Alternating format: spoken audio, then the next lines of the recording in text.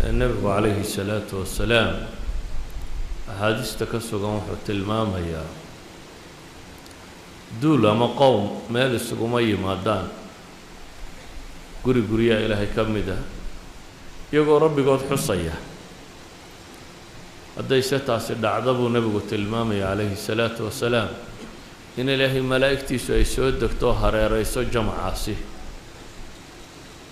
yacni waa meel naxariis iyo raxma ay ka jirto ilaahayna il gaara ku eego waa kii xadiidka kale tilmaamayay isna saxiixa ahay dadka muslimiinta ah hadday meel isugu yimaadaan qoom baa meel isugu yimi ilaahay xusay malaa'igtaa ilaahay u soo diraa maxay qabanayaan waa loo sheegaa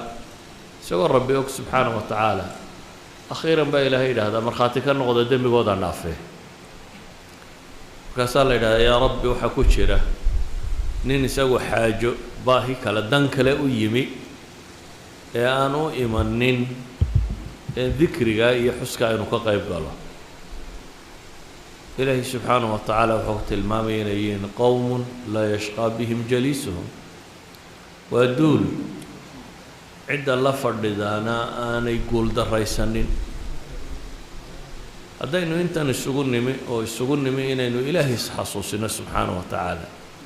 diinteenna wax isaga sheegno wixii aan garan karno wax ka ogaano waxaan rajaynaynaa niyaduun inaynu hagaajisano si rabbi inoogu daro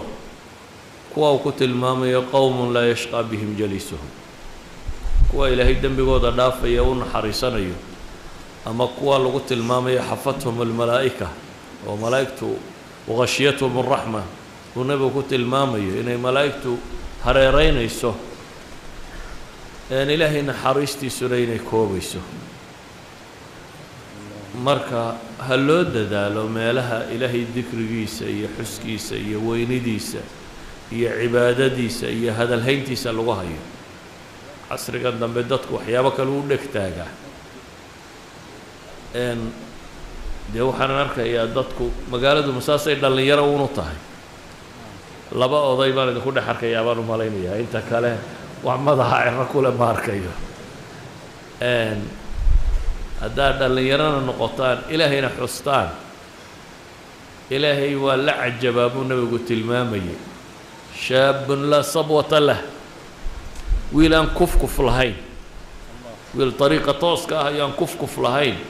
rabbi baa la cajabaa lagu tilmaamaya idan waxaan idin leeyahay halkaana ka sii wada ilaahayna subxaanahu wa tacaala xaqa haynagu sugo hayna garad siiyo kuwii jidkii nebi moxamed raaca calayhi salaatu wasalaam iyo inta raalli ka yahay jidkoodii ilaahay naga wada yeelo asalaamu calaykum waraxmat ullah